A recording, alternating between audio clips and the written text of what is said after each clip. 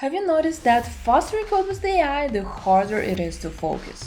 It's cognitive depth. I spent 4 years as a psychologist before I became software engineer. I have master's degrees in both, and after 7 years in tech industry, I see a massive system failure. Your brain is hitting a wall that ChatGPT cannot fix. Management sees the reports like this, saying that AI can now do 60% of our work. They expect us to move 60% faster. But they're missing one huge thing. That easy 60% was your brain's only chance to rest. Coding the routine stuff gave your mind a break. Now that AI does the easy stuff, your brain is left with 8 hours of pure high-intensity logic. No breaks, no breathing room. That's why 77% of developers saying that AI has actually made their workflow harder. You're definitely shipping more code today, but you're paying for it with the total exhaustion that comes tomorrow. In psychology, it's called cognitive depth. Think of it like a high-interest loan. AI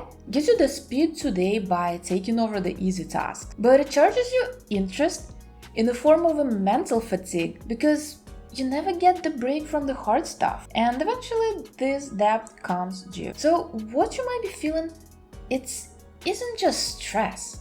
It's a totally new form of a burnout. I've mapped this out into 5 stages to help you figure out where you are and, more importantly, how to stop this crash. So let's start with stage 1, overclock phase. Be honest. Are you actually building something, or you just sitting there refreshing X or Reddit, trying to figure out if the stack you have just mastered has been replaced while you were asleep? If your IDE is sitting idle while you doom scroll for the latest news, this isn't actually staying relevant. In psychology, this is called hypervigilance. You're terrified that your skills would be legacy by lunch. So you're using the chat box for logic that you could have written yourself in seconds just to feel fast. This might look like high performance, and you might even find yourself sitting at 11 p.m. coding something, but this isn't actually growth. You are just reacting to the constant fear of becoming obsolete. You run your CPU at 100% with a broken cooling fan. Eventually, you go into throttle, and that leads to stage 2. The saturation phase. When you've only been at your desk for 4 hours, does your brain feel like it's been 12? It's because your flow state has been replaced by cognitive saturation. AI took the 60%, the routine stuff that actually lets your brain rest. Now, every minute is a high complexity logic. You don't feel like a builder anymore. It just feels like you've become a human proxy. You're stuck in a loop of fixing the code that looks like it was written by a senior, but it executes like it was written by an intern. This is where the physical wall hits. That's 3 p.m. brain fog. That's not lack of caffeine. That's your brain running low of RAM because you removed every single cooling cycle from your day. Next stage is the dangerous one. Are you feeling like a fake professional? Stage 3 is when you start rubber stamping pull requests because you're too drained to constantly audit that AI slop. You're bouncing between the architect who prompts and the forensic auditor who checks the math. And that mental context switching is so expensive. You're shipping features faster, yes, but you're losing your agency. You start to fear that if AI went down tomorrow, you wouldn't even remember how to start a project from scratch. You're trading your technical intuition for a speed metric. And then you slowly enter to stage 4, the moral depth phase. Look at your last merge request. Are you really proud of it? Or did you just ship a black box you barely understand just because you had a sprint goal to hit? You used to care about clean architecture and long-term stability. And now, you just want to clean the ticket and log off. You might even feel lucky having a job in this economy, but deep down, you're feeling miserable doing it. You're not part of the team anymore. You're just a unit in a shipping machine. And unless you change something, the system is about to crash. Then you reach stage 5 and literally hit the wall. You sit down, you open your IDE, and your brain just refuses. You stare at the simple for loop, and it feels like you've lost 40 IQ points overnight. It's embarrassing and frustrating, and 3-day weekend isn't going to fix it. That's why sometimes you see senior developers with 15 years of experience suddenly quit to restore vintage motorcycles or start a sourdough bakery.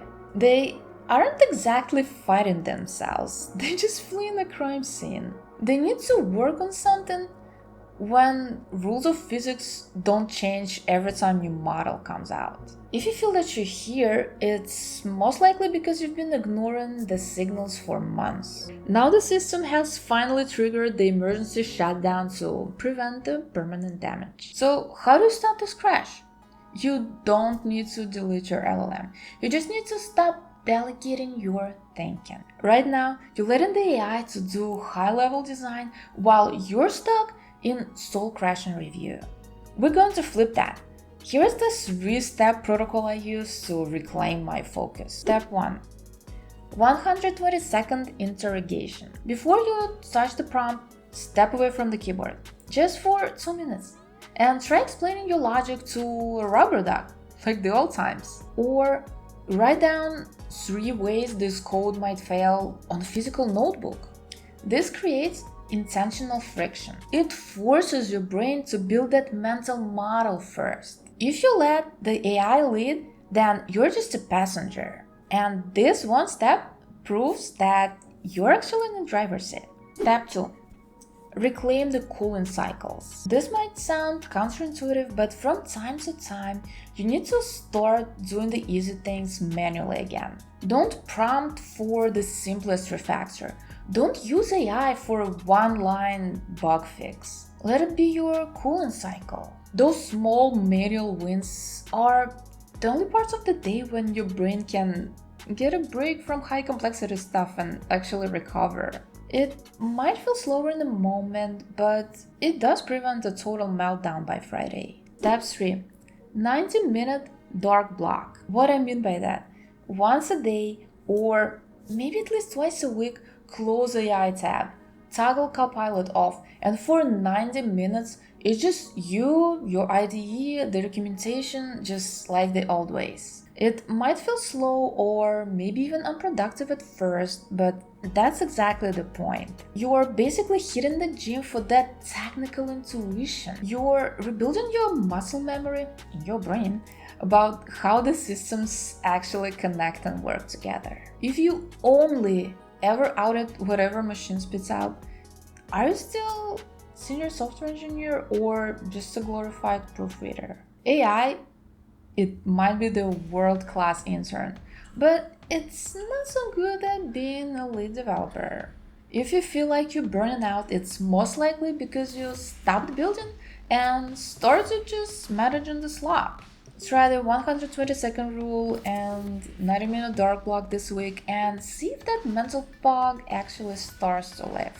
Which stage do you think you are right now? I'm reading the comments, so let's be honest about where we are. And look, this video is not a real medical diagnosis, so if you're feeling mentally or physically drained, please talk to a professional. Your health is one system that you cannot refactor once it breaks. Now, if you're feeling like a freak developer because AI is doing all the heavy lifting, watch the video on AI imposter syndrome next, and I'll see you there.